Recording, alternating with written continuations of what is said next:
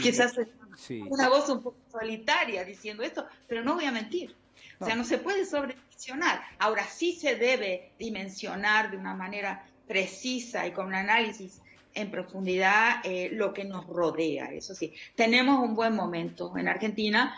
Yo no soy una persona de partido político, como saber ya, no soy una persona que participo del Estado, ayudo en las políticas que me parece que son correctas, tengo confianza. Creo que es un buen gobierno, que tiene buenas iniciativas, una buena actitud. Entonces, creo que ahora es un momento muy difícil, ¿no? La pandemia, estuve pensando que es la pandemia más complicada, más única en la historia. Y primero tuve la sensación de que lo era y después empecé a decir, ¿por qué es única? Si hay pandemias desde Atenas, desde Tucídides, ya hablaba de pandemias en el mundo antiguo. Siempre hubo pandemias donde hay conglomerados de personas, en el mundo comunal, en el mundo indígena. Yo soy antropóloga antes de todo. No, pero en los mundos donde se junta gente, los virus y, en fin, las infecciones proliferan y han proliferado siempre. Pero ¿por qué estás diferente, no? Y realmente lo es. Porque es la primera que sucede cuando el occidente moderno capitalista tiene la pretensión de controlar la naturaleza, controlar la vida, haber cosificado la vida, la naturaleza, los cuerpos, inclusive las inteligencias, con la inteligencia artificial que se aplica a todo, llegando a un fin de la historia. Después de esa propuesta de los años 90, de que con el fin de la Guerra Fría y con en fin, con un sistema capitalista que se expandió por el mundo, que dejó de ser bipolar, y un sistema liberal que sería la forma democrática última de gestión y de administración de la sociedad, habría terminado la historia ahí. O sea, son muchas pretensiones de omnipotencia.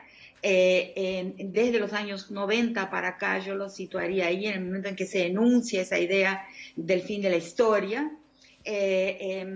Y de repente esa omnipotencia va por tierra. Entonces las pandemias que hubo, las grandes infecciones que hubo después de esa propuesta del fin de la historia, del liberalismo forever, son pandemias que fueron acotadas, que fueron focalizadas en o colectivos específicos, ¿no? Por ejemplo, el HIV, el SIDA, o en espacios como el ébola en el África, o sea, en espacios delimitados. Pero esta no, esta se extiende con contagios comunitarios por el mundo entero, toma a gente, y es verdad que ha penalizado mucho más a las poblaciones que viven en situación de hacinamiento y las poblaciones más pobres, pero ataca también a los ricos, también los mata. O sea, es democrática en ese sentido general y contradice la tesis del control, del fin de la historia y del control de la vida,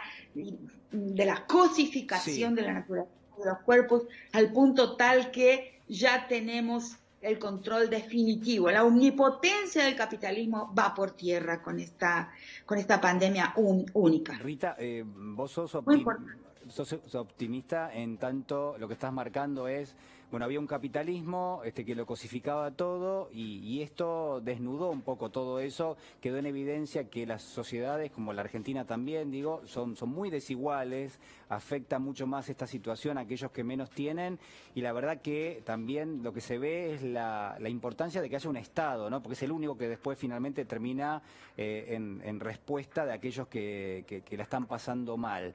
Digo, a partir de esta situación, ¿te imaginas hacia adelante que... Claro, ahí se nota. Sí, ¿qué te Muchas imaginas? cosas han revelado. Es como un gran escáner. Sí. La pandemia es un gran escáner que pasa sobre la realidad y muestra estructuras.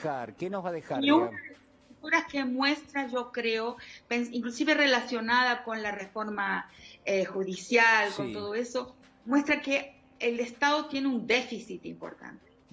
Que el Estado, con su historia larga, desde su fundación, de nuestras independencias, no ha vuelto no ha tornado a la gente responsable. O sea, hay un déficit de la pedagogía de la responsabilidad, podríamos